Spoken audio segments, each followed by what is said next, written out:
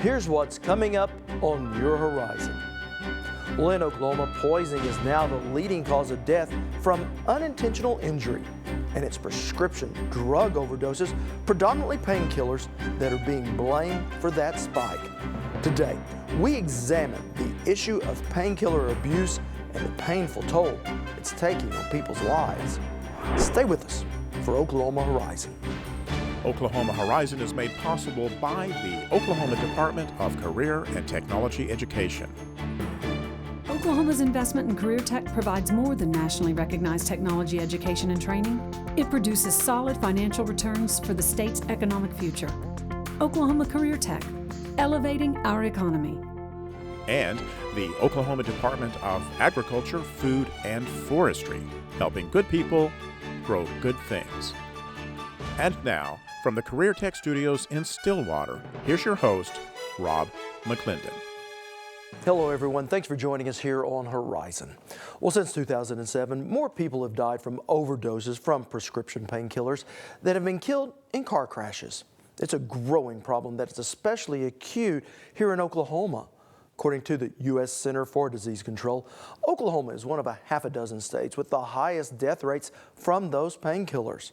Now, work is underway trying to lower that number, but it's a complex problem with no easy answers. Joining me now is our Andy Barth.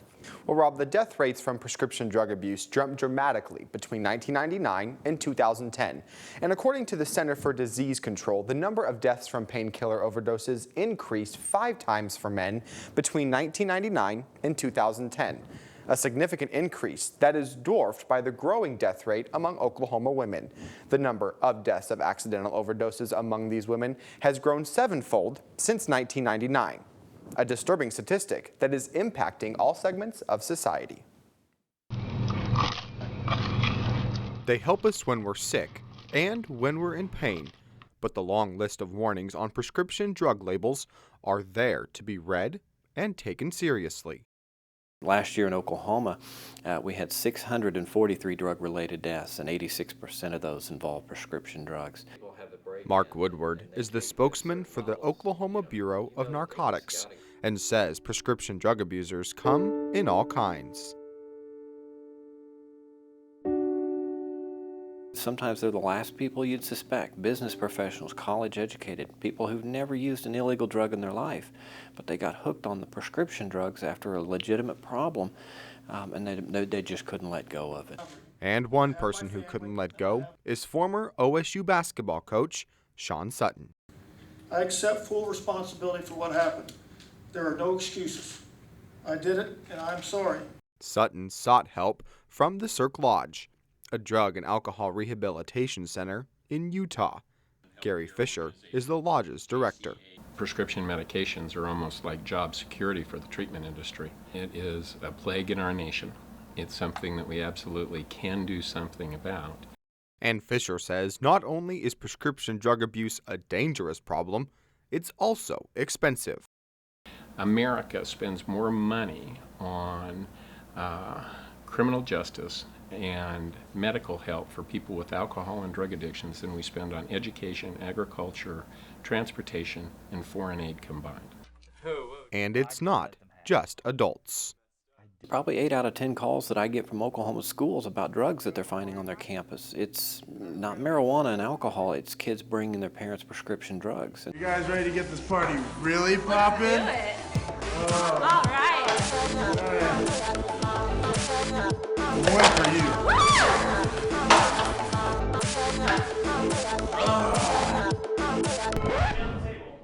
Oh my God, Kyle! Oh my. Somebody call 911! These kids get out of school at 3 o'clock. Parents don't get home from work till 6. These kids or their friends are oftentimes left at home alone, and they're going through medicine cabinets, and they don't steal an entire bottle of 30 pills. A parent's going to miss that. A parent is not going to miss 3 or 4 of their pills. Leaving deadly consequences and lives in prison. You have the right to remain silent. Anything you say can and will be used against you in the court of law. You understand the rights I have just read. Well, definitely an issue to be taken seriously, and one that the student organization, the Business Professionals of America, feels strongly about. Now, some of the footage you saw throughout the story was from a competition the BPA students participated in to help raise awareness. So Andy, when I had knee surgery, they gave me a prescription for painkillers, and I wound up only taking one because I just didn't like the way they made me feel. Now, we've all heard the warnings. What do I do with the rest of the pills that I just have laying around? Well, Rob, the Oklahoma Bureau of Narcotics have set up drop locations in each county in Oklahoma so people can take those pain meds too and drop them off in a secure location. And that way other people can't find that medication and be tempted to use them for the wrong reasons. All right. Thank you so much, Andy. Appreciate it. Well, overdose rates from prescription painkillers is rising much faster in middle-aged women than anyone else. A little later in our show, we examine how prescription addiction has led to incarceration for some very unlikely inmates. But when we return, we look at work underway on the legislative front. You're watching Oklahoma Horizon, featuring some of the good things that are happening in the great state of Oklahoma. Well, prescription drug abuse is Oklahoma's fastest growing drug problem, according to the state's mental health commissioner. This spring, the legislature approved an additional $1.2 million for drug and treatment programs through the Department of Mental Health. Even so, lawmakers agree the money is a small amount to fight such a large problem. Earlier, I sat down with Oklahoma Senator Rob Standridge, who's been on the forefront in the fight against prescription addiction. Senator Standridge, thank you so much for being here. Well, you definitely have a unique perspective as both a pharmacist and a lawmaker. If you will, kind of set the stage for us of where we are right now with prescription drug abuse. Prescription drug abuse, as you're probably aware, is a significant problem in all states, but in Oklahoma particularly, it seems like we're at the top of that problem. And I think that gives the burden to us to be aggressive in attacking the problem and seeing what ways we can help, both legislatively and in discussions like this. How can we start tackling this problem and making Oklahoma not the leader in this, and hopefully what we can do here, maybe other states might follow and find ways to improve their problem as well. From your perspective, are there certain things that are contributing to the problems that we have?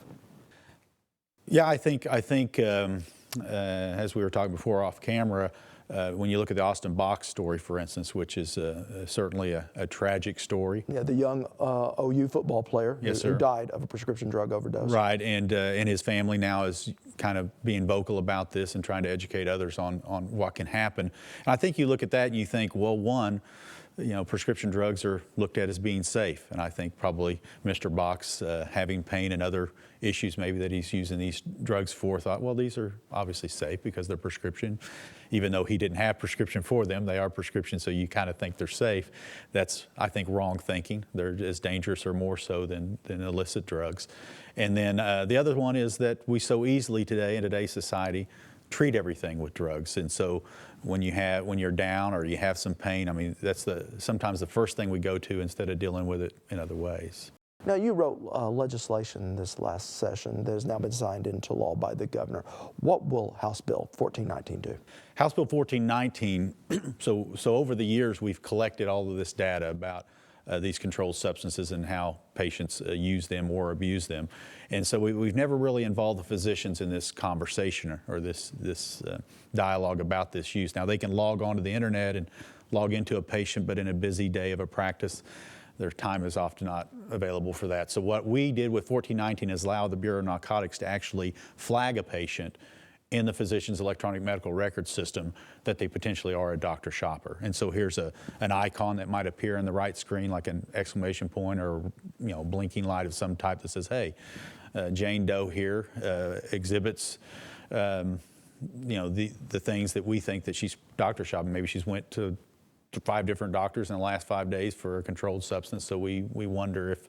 So the physician now, he is not compelled to do anything, but he or she could use that information to either prescribe something non-controlled or maybe refuse to see the patient. So it involves in the discussion without any compulsion. So I think it allows that data to be used but still not hinder their medical practice and the decisions they want to make. What is the role that pharmacists play in all this? Well, in my opinion, as a pharmacist, I think we're asked to play too much. I think we are responsible to look at those patients and make judgment calls on what we see. But there's no way a pharmacist can be expected to know the full scope of what a patient does. Typically, when they doctor shop, they pharmacy shop. And so when you ask a pharmacist to become a police officer, I think you're going about it the wrong way. I think we can use this data that we're collecting, which the pharmacists are contributing. I think that's a valuable role that they can play, is their systems can push all this data up to the narcotics people. But they, I think, need to take the next step and to find the people that are breaking the law. Pharmacists aren't breaking the law, physicians aren't breaking the law typically in these drug abuse scenarios. Patients are breaking the law by lying to physicians, lying to pharmacists, going to many to get all these drugs. I mean, I think we overfocus sometimes on the medical professionals. I want to involve them, but I don't want to hinder their practice. You know, and we talk about breaking the law, and sometimes it seems a little innocuous and it's just affecting the people that are abusing the drugs. But there are more and more reports of break-ins in pharmacies and even armed robberies, making this almost a violent profession, or at least the fear of violence in this profession. Yeah, it is, and we've been victims ourselves. My wife is a pharmacist as well, and so yeah, we need to figure out how we can get a handle on it because it is becoming that way, and that pharmacies have to fear for this. Before it was the fear of them coming in, maybe stealing a few drugs and money primarily. Now you have these guys that may already be strung out on some kind of drugs, and they're just after more drugs. And I think that's a problem. I think it's a law enforcement problem. I think pharmacists can help, but somehow we have got to get it under control. And But it is a problem. It kind of makes you nervous. Do you see any correlation between prescription drug abuse and then street drug abuse that we know is also fairly predominant in the state? Absolutely. I think there's definitely correlations between the two. In fact, I'm watching videos online and stuff about prescription drug abuse. I hear a lot of the addicts talk about how heroin and oxycodone they kind of put those in the same boat. So they kind of mentally think about, well, I'd either rather have the prescription drug or rather have the illicit drug. One thing I've heard pretty common, which goes along with my comments about Austin Box a minute ago, something I hear quite often is, well, the prescription drug, oxycodone, is much better than heroin because I don't have to go down to the street corner and buy it, in a backdoor deal, maybe get shot in the process. I just take it from a friend or steal it out of somebody's medicine cabinet or just go doctor shopping. So they think of it as a much safer, cleaner, and so it's got that mindset that it's a better drug abuse than illicit, but illicit's not under control either. So there are both problems. I was almost shocked to see, and it was the CDC number that said that 1 in 12 Oklahomans would use a prescription drug for a non-medical use, basically illegally. Well, I've heard these stats too. I've also heard stats like the more common stat I've heard a few times, I think I heard on CNN not too long ago, was 1 out of 20 is using a drug not the way it's prescribed or not the appropriate way. I don't know, I'd hate to think that it's 1 in 12, but I don't know. I think maybe a lot of that stat is just somebody that's not a drug addict, but they're not using it the way they're supposed to. So, like if you got maybe some medicine you think might help me, I mean, that's not using it appropriately, but doesn't make me a drug addict. It's not legal, by the way, but I mean, still, that happens, and family happens, and husband and wife. So a lot of things inappropriately, and people would probably answer that questionnaire. I hate to think it's 1 in 12 that we have a drug problem with. Now, I don't want to make anyone sit through an organic chemistry class here, but are the drugs that we prescribe, prescription drugs that are normally legally, do they work differently than the drugs that you might find on the same street, or are they basically the same stuff? Basically, very similar. I mean, you have your opiates out there, you have a prescription. I mean, they're all fairly similar. They all come from the same roots. I mean, we were talking about amphetamines or methamphetamines earlier. In my opinion, the drug that's causing the addiction is the same drug, whether it's in a Ritalin or it's in a methamphetamine. Now, the long-term negative effects of taking methamphetamine, as far as what it does to your person, I think is physically, that is, I think, and mentally, I think is a little different because of the process of making the drug and all of the bad things that get into it. But no, I think the drugs are very, very similar. If they're not the same drugs, they're acting the same to the addict. All right. Thank you so much. Senator Rob Stamridge, appreciate you coming into the studio. Sure, anytime. Thank you. Still to come on Oklahoma Horizon. Dangers at the neighborhood pharmacy. But first, some unlikely inmates. Middle-aged women are the most likely to fall victim to a prescription addiction, in part because they're more likely to be prescribed at higher doses because of chronic pain. Combine that with the fact that prescription medications don't carry the same stigma as street drugs do, even if they do contain the same opiates. It's proven to be a lethal combination, even when it doesn't kill you. Our Lisa Hines visited the Eddie Warrior Correctional Center to visit with two very unlikely inmates. Yep. Okay. Callie Barrington didn't think she'd ever end up here. I sit around, obviously I've had a lot of time to sit around and think, and no, I wouldn't have ever thought that. You know, I grew up in a family where I have three siblings. We're all college educated. I have a sister in the military, another sister that's a social worker, and a brother that's a missionary in India. I come from my parents that are school teachers, both have master's level education. No, I would never have thought that I'd be sitting here. But she is, all thanks to a prescription addiction.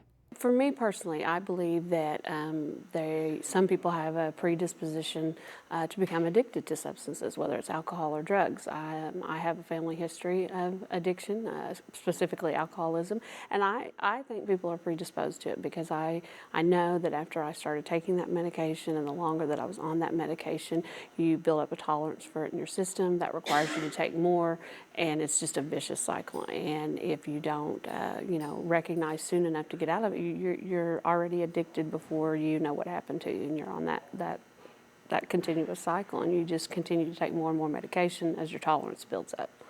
An addiction that often leads to crime. For Anita Deerdorf, it was using someone else's prescription and trying to write her own that eventually led to her arrest. When I first started using prescription meds, I was working in a nursing home, pushing the pill cart, dispensing medication to all the people. And I did real good on it for a while. I loved it. It was real good. But then I started using the medication myself. An addiction that consumed her life. I was having seizures and, family problems, lots of family problems. My youngest daughter ended up having herself taken away from me. She called DHS, and she went and lived with my mother until she grew up. We still got a real good relationship, but I missed out on a lot of my kids' childhood. For Callie, incarceration hit home, finally, but it took a 30-year sentence to do so. I think they thought they were helping me out, and that the harsher the penalty they could give me, it would get my attention. And to be quite honest, that's what I needed at the time. I had been to several treatment centers.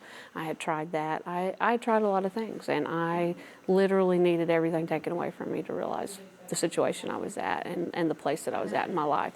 And looking back now, I understand why they did what they did. It still is a very harsh sentence. Long time. It's a long time, because on a 30-year sentence, you do a third of your time, which is a flat 10 calendar years. Years that are helping Anita realize that her addiction is serious.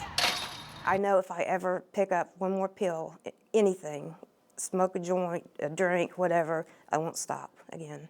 I'm 48 years old, and I've proved that to myself over and over and over again, that the first drug, the first pill, the first whatever, I'll just be like, wow, why did I ever quit? Until I'm right back into the rut to where I'm praying to die, and it's crazy. Well, prescription drug abusers generally obtain pain pills in one of four ways. They commit prescription fraud and seek pain medications from multiple doctors, steal from medicine cabinets of relatives or friends, buy the pills on the street, or in some of the most extreme cases, commit armed robbery. When we return, Pharmacy Dangers. Want to share something you've seen here today? Well, all of our episodes are streaming on our YouTube channel at Oklahoma Horizon TV, or you can subscribe to our weekly free podcasts on iTunes. Well, across the country, there's been a dramatic spike in the number of break-ins and even armed robberies at our neighborhood pharmacies. Courtney Dioff takes a look at the personal toll prescription drug abuse has not just on the addict, but their victims. Just wanted prescription drugs are being counted on by people who need them and people who don't. As prescription drug abuse rises, pharmacists are getting their own prescription for violence. He pulls a gun, or he has a gun back out, and he's got it back in my forehead. Good, how are you? For Chad Jones, a pharmacist at Chelsea Family Pharmacy, a typical Monday evening at work turned into a living nightmare for him and a coworker. Someone came in the front door, and I knew this guy. I'd seen him previously, and he had come into our pharmacy before with a fake prescription. And it was fake because it was just a photocopied prescription, and so there was no real signature. And I told him, you know, I'm not going to fill this for you. I said, in fact, why don't you never come back in the store again? 6 months later, the same drug addict came back into the store, this time with armed robbery on his mind. And then he kind of meandered around, and he had a sack in his hand, like a brown paper grocery sack. And the only thing that was going through my mind was that he's going to take something from out front. And I said, Steve, I said, you just need to leave.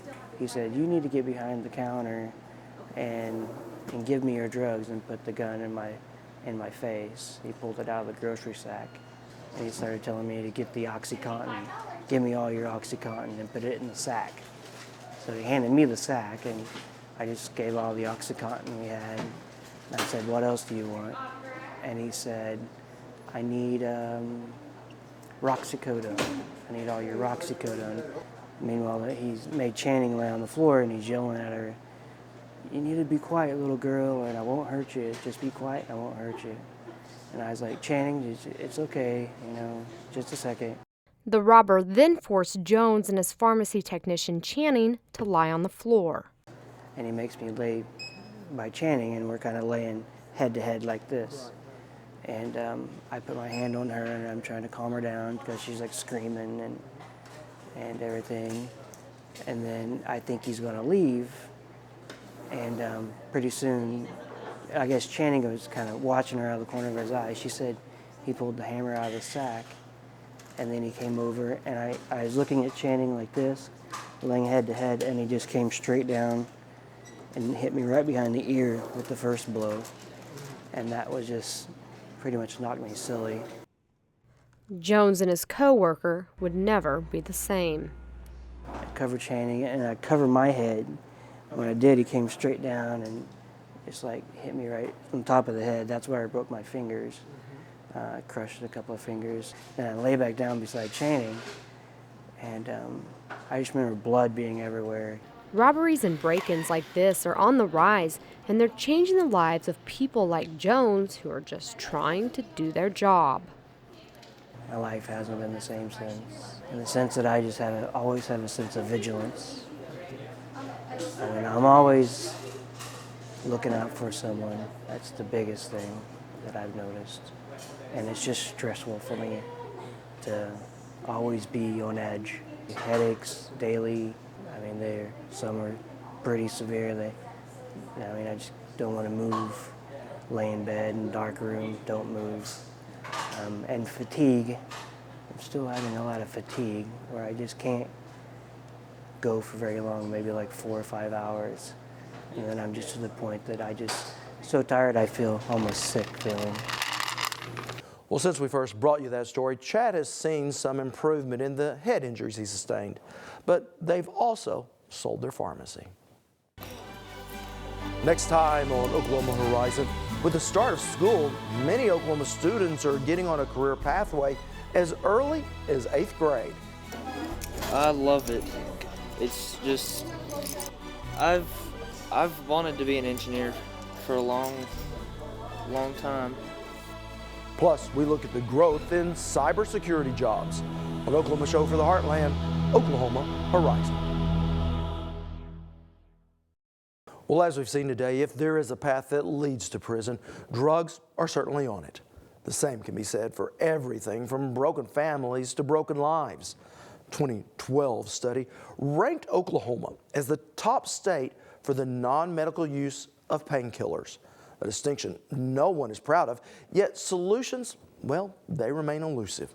In 2012, Oklahoma pharmacists started notifying the state of certain prescriptions they filled within a matter of minutes as part of a new state drug tracking system designed to deter fraud and abuse. Yet addicts often still find ways around this with multiple forms of identification, stolen prescription pads, or just by using fake names. So while prescription drugs may not carry the same stigma as meth or heroin, the end results are too often very similar. I'm Rob McClendon. Thanks for watching. See you back here next week. Horizon is made possible by the Oklahoma Department of Career and Technology Education and the Oklahoma Department of Agriculture, Food, and Forestry, helping good people grow good things.